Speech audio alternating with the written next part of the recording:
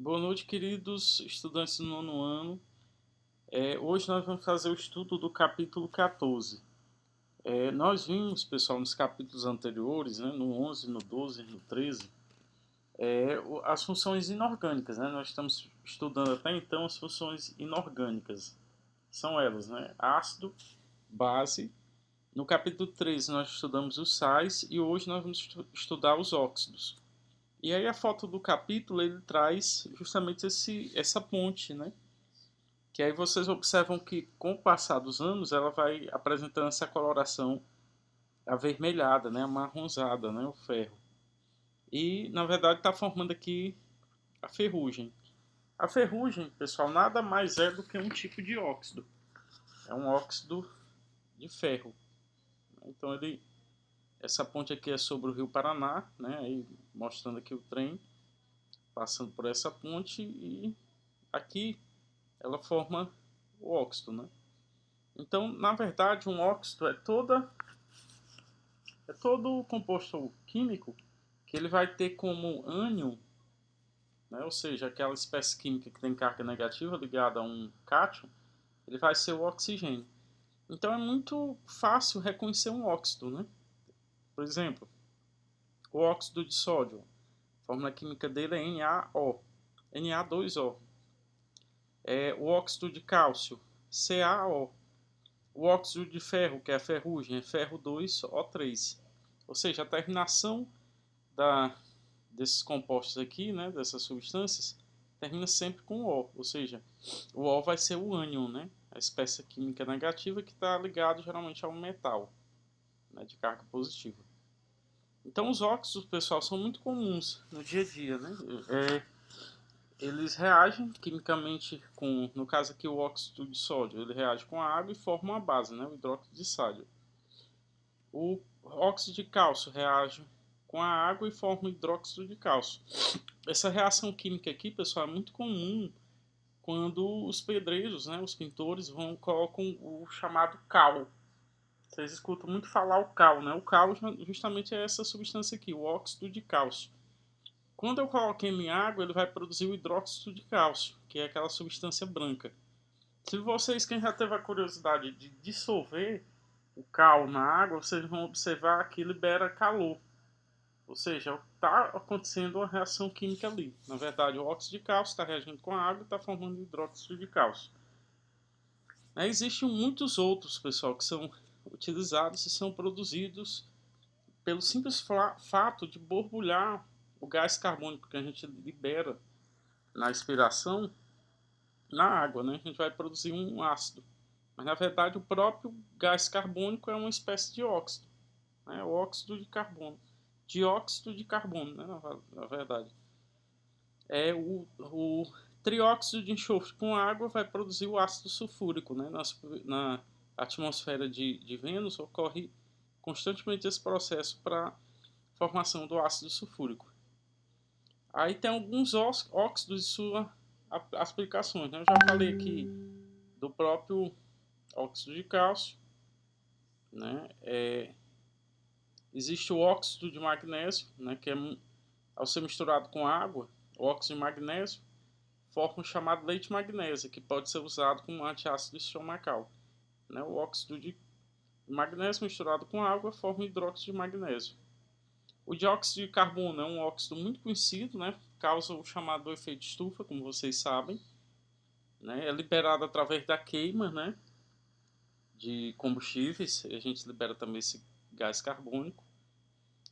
Na forma sólida, ele é conhecido como gelo seco, muito utilizado em festas, né, pessoal, em shows.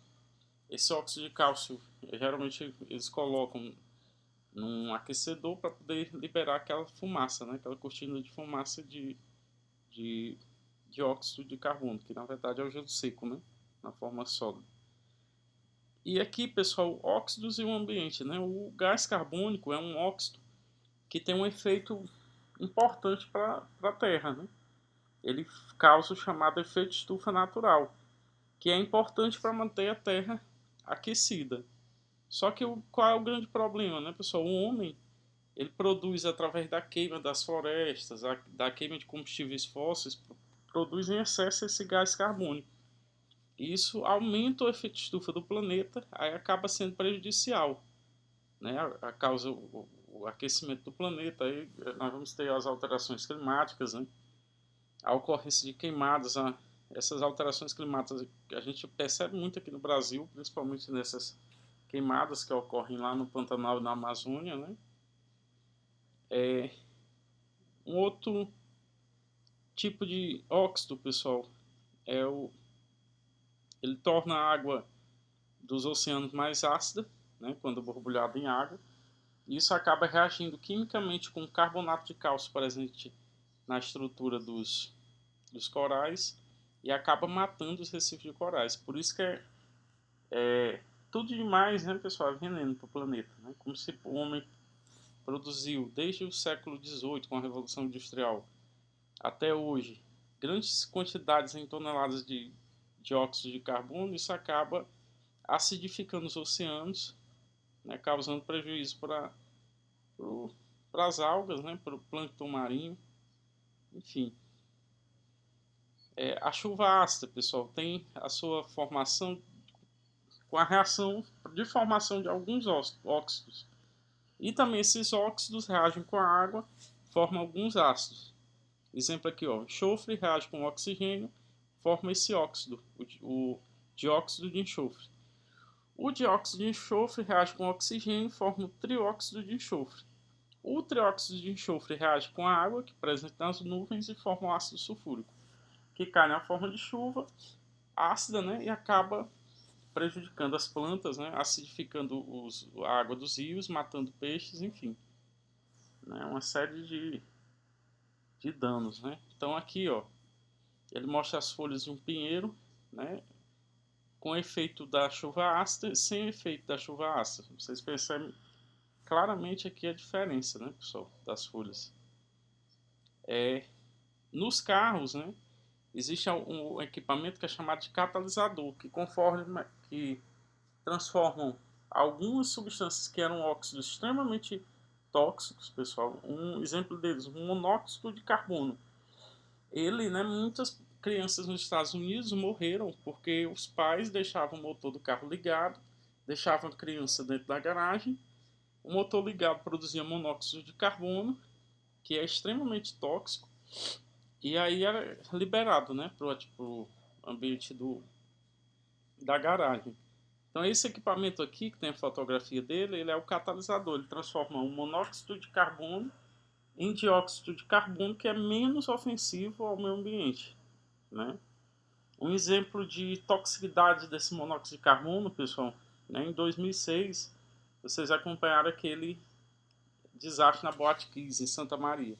Matou, né, mais de 150 pessoas, né, justamente porque esse monóxido de carbono é extremamente tóxico. Tanto é, pessoal, que ele foi utilizado também como arma química, né, na Primeira Guerra Mundial. Né? Como existia dificuldade em se obter gases tóxicos, né, então muitos eles colocavam, também foi utilizado no início da Segunda Guerra Mundial por Hitler, né, Adolf Hitler, eles deixavam o carro ligado no ambiente fechado, produzia monóxido de carbono, a pessoa ia morrendo aos poucos por asfixia por monóxido, né, de carbono. Uma morte realmente muito triste. Né? Depois eles se intensificaram, descobriram outras substâncias que eram mais tóxicas do que o monóxido de carbono e produziram esses gases, né, nas câmaras de gás. Extremamente triste, né, esse capítulo da nossa história.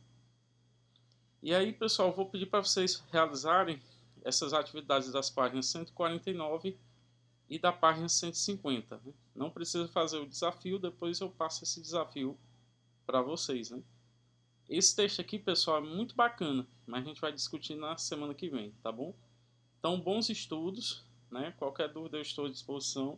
Vamos fazer o nosso plantão Tira Dúvida na quinta-feira, né? Como a gente já vem fazendo, tá bom? Bons estudos e qualquer dúvida me procure, tá bom? Então, boa semana para todos.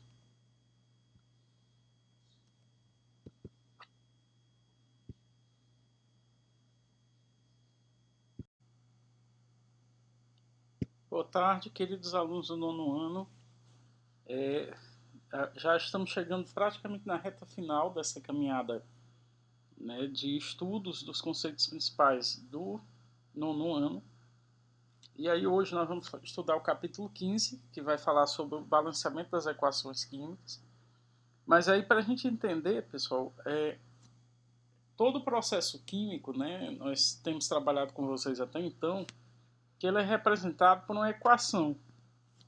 Aí vocês me perguntam, Ellison, essa equação é semelhante às equações matemáticas? Aí eu respondo, pessoal, sim. Né? Por que sim? Porque na natureza, de acordo com Lavoisier, né, essa máxima a gente tem que levar para as reações químicas, né, aquela lei da conservação da massa, que na natureza nada se perde, nada se cria, tudo se transforma, vai ajudar demais a gente entender como é que se balanceia essas equações químicas. Porque tudo que eu coloco para reagir, né, vai ter que ser gerado produtos. Ou seja, se eu coloco 2 átomos de oxigênio no início de uma reação química, esses átomos de oxigênio vão ter que aparecer também nos produtos. Né? Então, por isso que o conceito de Lavoisier ajuda demais a gente entender o conceito de balanceamento de equações químicas. E aí, sobre equações químicas, algumas informações que vocês visualizarem na representação das moléculas vão ajudar demais a gente entender a produção, né, desses materiais, se eles vão ser produzidos no estado gasoso, né, vocês vão ver lá representado do lado da molécula, entre parênteses, né, a letra G minúscula. Se for produzido algum vapor, né, do lado do parênteses, dentro do parênteses vocês vão ver a representação V. Se a substância produzida for líquida, L, né, e se for sólida, S. Se for dissolvida, né, tiver na forma aquosa, se for íons em solução, vai aparecer entre parênteses a representação AQ. Se ocorrer algum desprendimento de gás, vai ter representado esse símbolo aqui, que é essa seta apontando, né, do lado de baixo para o lado de cima do parênteses. Se houver formação de precipitado, né, uma substância sólida que não se dissolve e ficar no fundo do recipiente, vai aparecer essa setazinha para baixo. Se a reação química só acontecer se tiver aquecimento, vai aparecer essa letra grega delta. Se a reação ocorrer com presença de luz, vai aparecer essa letra grega lambda. Né? Então, se vocês observarem algumas dessas representações, na equação química vocês já sabem, né, que representa essas grandezas físicas para que a reação aconteça ou algum produto gasoso, né, que foi formado na reação. Ele colocou o exemplo aqui de uma reação química muito comum, pessoal, que é a combustão do gás hidrogênio. Né, eu vou fazer esse gás hidrogênio reagir com moléculas de gás oxigênio. Esse processo libera muita energia e produz água. Né? Isso aqui é a chamada explosão do gás hidrogênio. Então, como é que eu faço a leitura dessa reação, pessoal? Aqui, reparem que ele colocou 2 moléculas de gás hidrogênio, por isso esses dois. Esse 2 grande, antes da molécula, é chamado de coeficiente. Né? Esse 2 pequeno que vocês observam aqui, né, embaixo da representação da molécula, é chamado de índice. Então, eu tenho o coeficiente 2, porque são 2 moléculas de gás hidrogênio que eu estou colocando para reagir.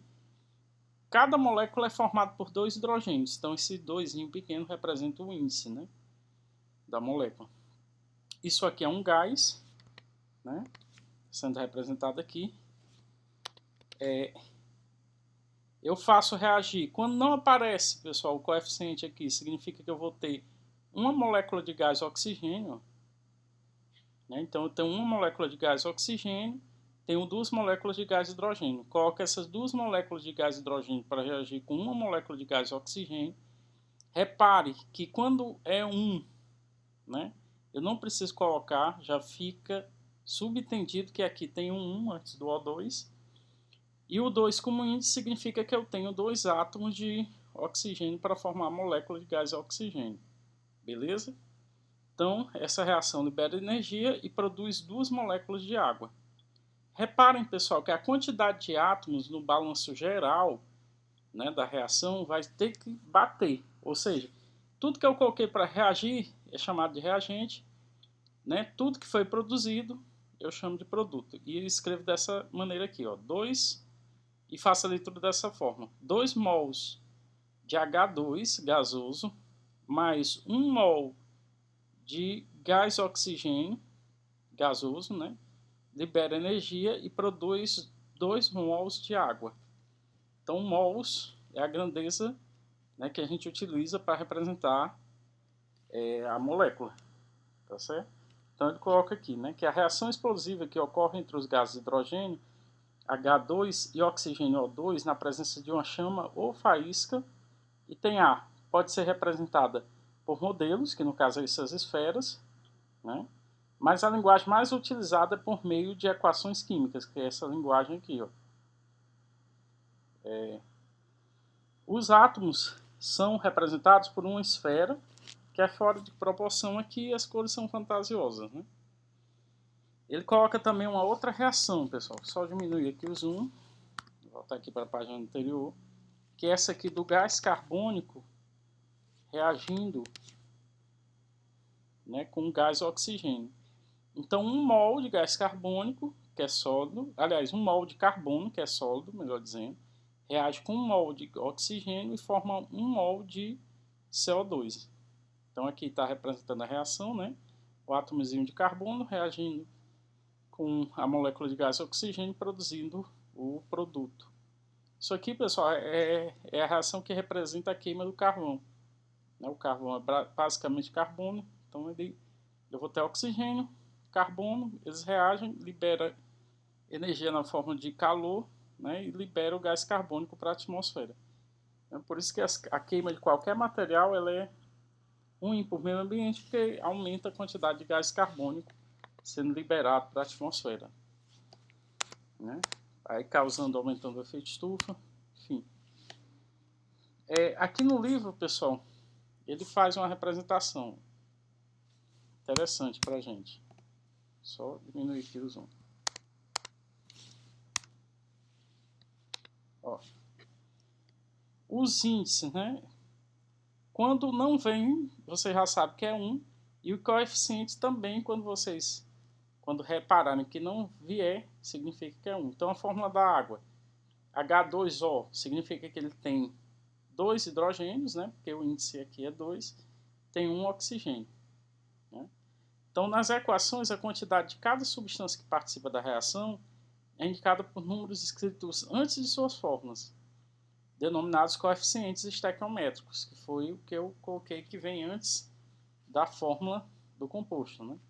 Que devem ser os menores números inteiros possíveis. Quando o coeficiente for igual a 1, não é obrigatória essa indicação. Foi o que nós vimos, né? Essa reação aqui, ó. Vou pegar essa aqui.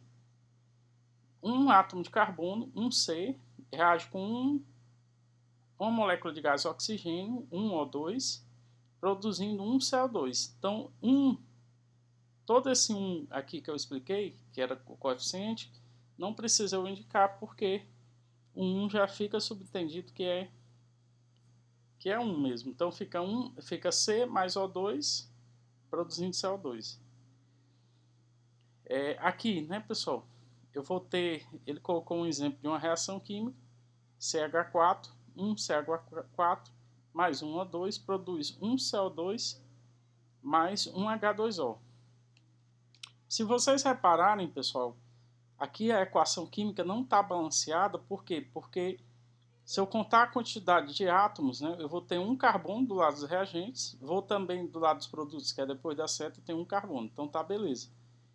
Tenho 2 oxigênios do lado dos reagentes, 3 oxigênios do lado dos produtos, então aqui tem alguma coisa errada. E eu tenho que igualar. Como é que eu faço para igualar eles? Eu vou atribuindo números para multiplicar os índices de cada molécula dessa e igualar a quantidade de átomos, tanto do lado dos reagentes quanto do lado dos produtos.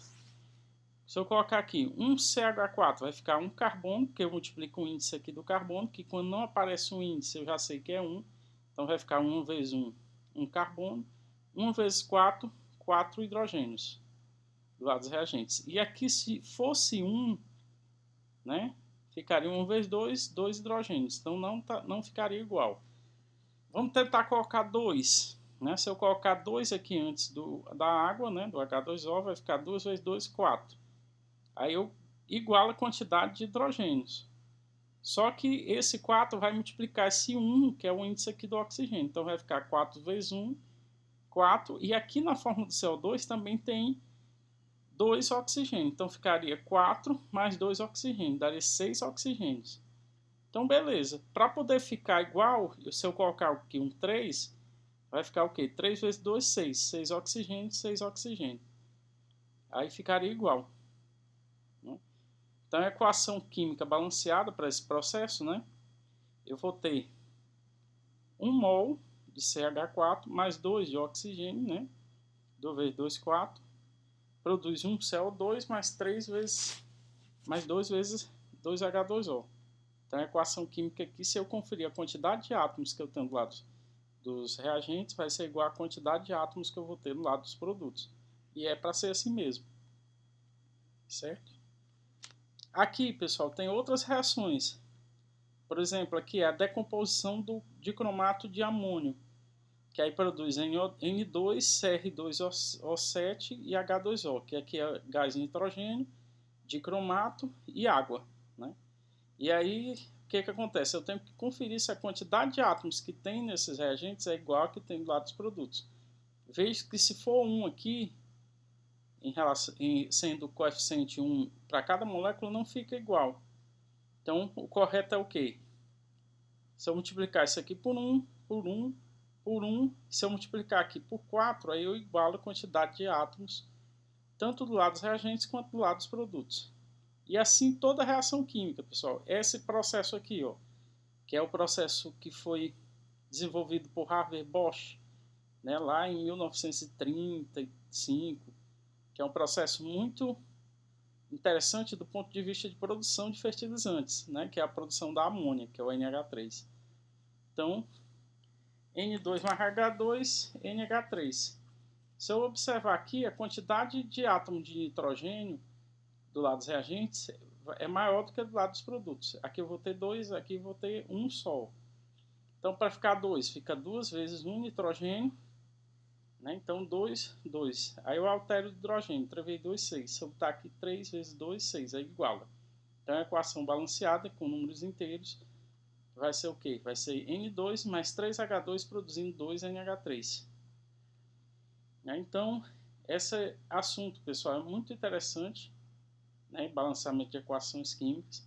Eu peço que vocês façam essas atividades aqui da página 157 e também façam os exercícios de síntese, para que nós possamos esclarecer dúvida na próxima quinta-feira. Tá bom, pessoal? Esse assunto é muito completo, é muito cobrado em vestibulares, no próprio Enem. Então, vocês vão precisar disso aqui ao longo de todo o ensino médio, né, para estudar, se preparar para as avaliações, né, de processo seletivo das universidades, tá bom? Então, até quinta-feira. Valeu!